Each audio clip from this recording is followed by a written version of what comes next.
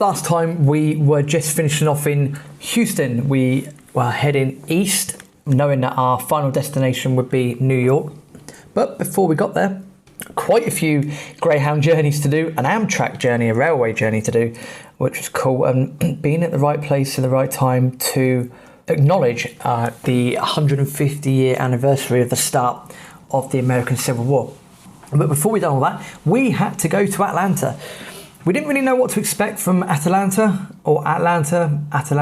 We weren't quite sure what to expect. We knew that it was the home of the Olympics in 1996. We also, being American football fans, knew that the Georgia Dome was right in the centre of town. I also know that it was the home of, effectively the home of Coca-Cola.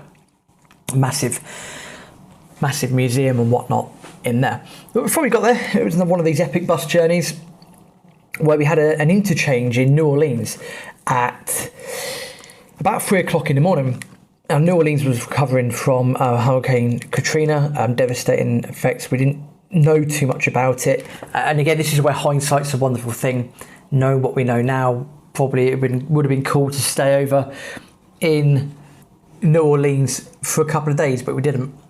But we got off the bus and the interchange was right outside the Superdome. Now, the Superdome was the place where most people, or quite a few people, took refuge after the devastation that Hurricane Katrina caused. But oddly, when you look at it from the outside, it doesn't look that big. We'd been dropped off and we were told, hey, look, lads, hey, that's the Superdome.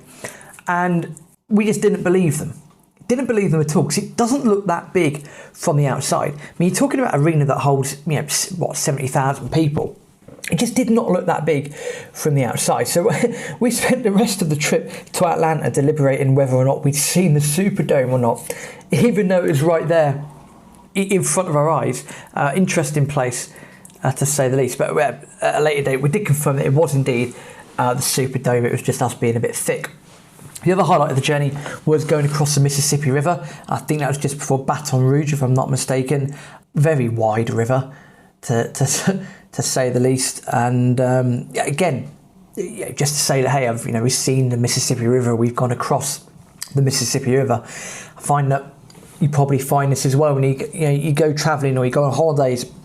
So when you speak to people about it and you talk about it and you go, oh yeah, and I've done this and this happened and that happened and this was cool and all of these sorts of things. At Atlanta, we hung around for 5 days. 5 days, 4 nights, 5 days. We hung around. It was 30 degrees. It was roasting. We decided at that point to a little bit of time away from each other, just to sort of reset the mental batteries. There were certain things that Aaron wanted to do that I wasn't quite keen on doing, and vice versa. So Aaron went off to the zoo and some other bits and pieces in the south around downtown. I took the light rail network up to a couple of museums. I think there's a natural history museum, possibly a golf museum as well, actually, up in the north of Atlanta. But funny thing that happened was that we went to the Coca-Cola factory, and it was a great time, good experience. At the end, after learning about the Coca-Cola story, there was this sampling room, and you could sample a variety of the products that Coca-Cola do around the world. Surprise, surprise, a lot of sugar in all of them. And there was 72 that you could try, and we tried to do them all. Got to about, I think, number 60, 65, and certainly I'd over-sugared myself. Started shaking, had the shakes, had to go back to the hotel. And I drank that much sugar that I even refused the free Coca-Cola bottle that they gave out at the end. I regret that to this day. Aaron still got his sat in his room with pride, and mine is nowhere to be seen. Outrageous. But yeah, oversugared myself and subsequently locked myself in the hotel bathroom by complete accident. We were staying at the Holiday Inn. I'd gone back. I wasn't feeling too well. I just sat on the toilet for a little bit. Probably TMI, you're thinking, but hey, these are travel stories. And I shut the bathroom door, and I got up and tried to open the door. And I thought, he's playing games the other side, and I was like, mate, I can't get out. And he said, well, you haven't locked yourself in. I was like, no, I don't think I have. Anyway, it transpired that I locked myself in. And I was like, mate, kind of need help here. Scheduled to see an ice hockey game in the evening at the arena. It's like, look, bro, you need to call maintenance. I'm stuck in here. There's no window for me to climb out of either. Beats me. It brought back memories of when I locked myself in my nan's bathroom. I was about 5 years old, and apparently the fire and rescue team had to come around and get me out through the window because the door had cocked up. Similar process here. Maintenance guy came down and he said to Aaron, what's the issue? And Aaron said, well, my mate's just locked himself in the bathroom. All I could hear was the maintenance guy crying with laughter. Didn't quite believe that had happened. Apparently I was the first person to do it. But it did take him about half hour to an hour to get me out. So I must have done something wrong. Don't know what happened, but I was shaking. I had too much sugar. Had a nap for about 3 hours after that. I went off to ice hockey game. Ice hockey on TV is alright. Didn't enjoy it that much live. Number one, it was very cold. Surprise, surprise. And after having all the sugar, wasn't a good experience. The tickets were only $6. No complaints. It was a bit, I think in comparison to the basketball that we'd seen, it was a bit lethargic, a bit tedious, I think was what we thought coming away from that. We picked up a hacky sack sort of thing in Vietnam, and again in our spare time, if we weren't walking around, we were taking advantage of the weather. You get down the park, play some rallies with the hacky sacks. I think our record rally was about 60, 65, which is pretty cool. But Atlanta was roasting, 30, 31 degrees most of the time, pure sunshine, absolutely wonderful, great place, thoroughly enjoyed it, loads to see and do, great hospitality, good people. It's quite a modern place. Apparently at the end of the Civil War, a couple of the Union generals, this is my understanding, caused quite a lot of damage on purpose to Atlanta to damage morale of the Confederacy. So Atlanta is quite a modern place as well. Even more modern now, so because the old Georgia Dome, where the Atlanta Falcons play, that's now the Mercedes-Benz Arena, which is, from the outside, looks a fantastic arena there for sport. So from Atlanta, we got Amtrak this time. So we got the train, we booked in a train, it's about $30. I thought it was great, cracking experience. And we pretty much picked that up in Atlanta one evening. And to get through there, we were to go through South Carolina, North Carolina, up to Virginia, into Washington, DC. So I'm now starting to hit the East Coast here. All of the United States is pretty cool, but you're starting to hit the more populated areas. A cool thing happening in South Carolina, or one of the Carolinas, we'd gone through, and it was the exact day that the first shot was fired at Fort Sumter back in 1861, and that pretty much signalled the start of the American Civil War. So without planning, without realising, we happened to have been in the state at the very time the first shot was fired that in effect started the American Civil War. It's things like that you're not able to make up. That happened. It was very odd to be able to say that. I've since learnt a lot more about the American Civil War. I recommend there's an audio course you can do about it. It's about 44 hours long. I highly recommend it. It's about a 19-hour journey. We had got into Washington, and the first thing we noticed was, obviously you've got a Capitol building, you've got the White House, you've got so much to see and do, you've got mint museums, you've got history museums, Smithsonian, you name it, you could pretty much do it in DC. But where we'd been so relaxed the last 6, 7, 8 weeks through Asia, Southeast Asia, up into, Atlanta, it took us by surprise getting off the train in DC. And everyone was rushing around, people barging out the way, people with their suitcases, need to do this, need to do that. It's a bit like if you are not familiar with London and people in the surroundings of London. If you're not used to it, when you get to London, you think everyone's rude, people are barging you out the way because they need to get to work, or they're doing this or they're doing that. It can be quite scary. Or if you haven't been to London for a long time and you live up in a village somewhere in the north or a quiet place, and you head into the big smoke, and it's like chaos. This is what DC felt like. It felt like complete and utter bedlam, complete and utter chaos. Got into the hotel, and we were told there was a Ben & Jerry's exhibition around the corner, so we ended up getting a massive big tub of free ice cream just by standing in the queue, which is even better, and they gave us an extra one because we're English, so good times. But DC is an awesome place.